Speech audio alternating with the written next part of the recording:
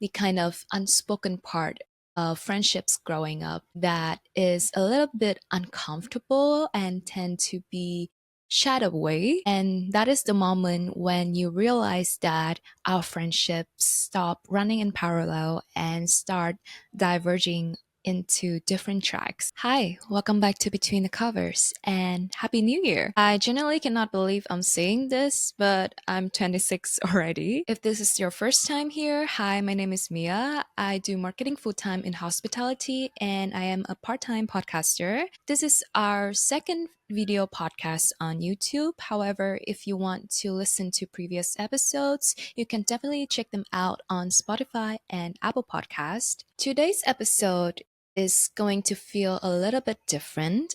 If you're here since the early days, you know that I usually like my episodes pretty long, somewhere between 25 and 30 minutes. And that is because I tend to kind of dive deep into a topic, dissect it from different angles, backed by research and references, and just a lot of thinking out loud. However, today's episode is going to use just one reference, and it's going to be part one of my New Year reflection series, or more so, New Year's reflection trilogy.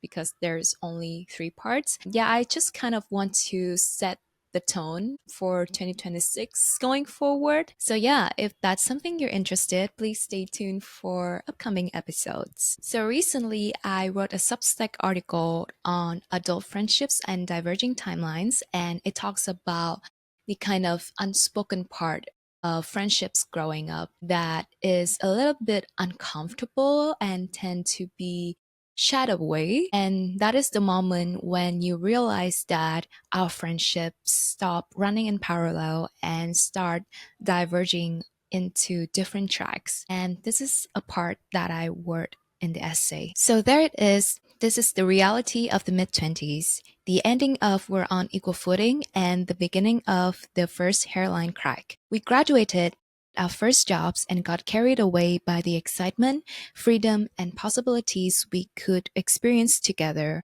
all while forgetting that our individual timelines won't always align. That one girl's trip that never makes it out of the group chat, that apartment hunting conversations that drags on for months.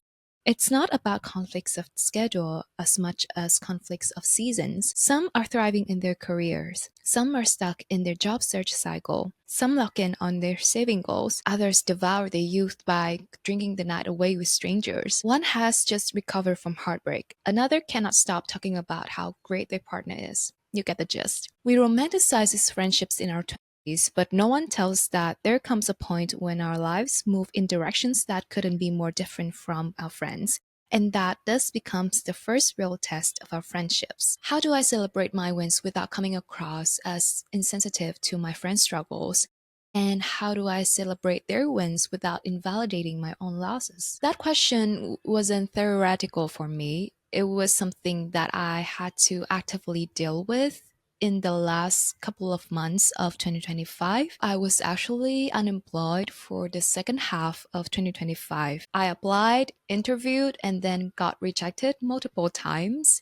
And I even turned down one good enough offer just because I thought that I had the balls to land a better one. But anyhow, each experience always teaches us something.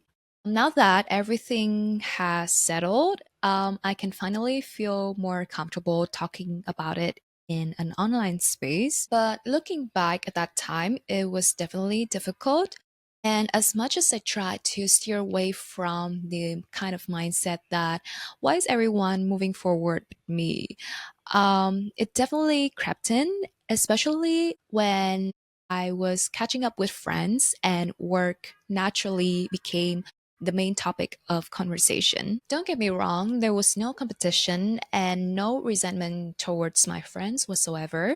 I'm so proud and grateful to be surrounded by such intelligent, driven, beautiful women.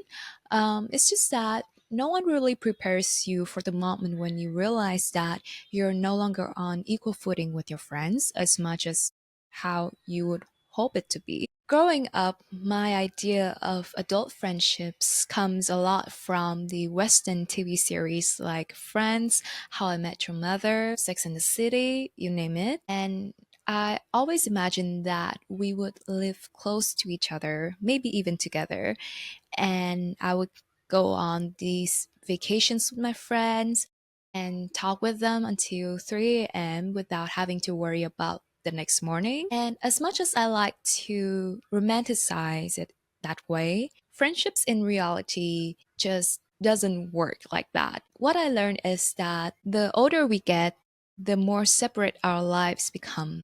We develop different relationships with time, money, and priorities. And on top of that, we move in different seasons. Some need to slow down, while others are speeding up. Adult friendships are different because they are no longer built on sameness, but on the ability to honor asymmetry, to cheer for your friends when you cannot fully relate, and to grieve your disappointments without resenting your friends' joys. Around this time, I came across a trend on social media where people take turns placing their candles on a cake while announcing their small wins of the year. And it could be just like um, not giving up on that difficult job, or traveling more, or finally stepping into a new romantic relationships. At first, I thought it was just another cute, funsy micro trend that friends do together.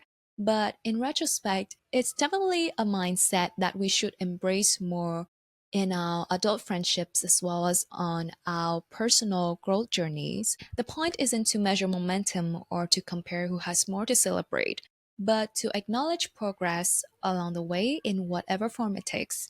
And honestly, if celebrating your own wins feel like a chore, you might as well do it with friends or people who knows how to cheer for you the loudest. So, as I blew my own candles on New Year's Eve, surrounded by the same loving group of friends that I had who have watched me grow into the woman that I am today, I feel strangely at peace and just grateful. I'll link the full Substack article in the description if you'd like to read it. And if you're interested, I could make a separate video talking more honestly and more in detail about my own experience with unemployment, how I managed to stay afloat both emotionally and financially, and just in general what that unintentional career break had taught me. Let me know in the comments if that's something you're interested, or if you have any questions that you would like me to address. Other than that, thank you so much for tuning in between the covers, and I'll see you in the next one.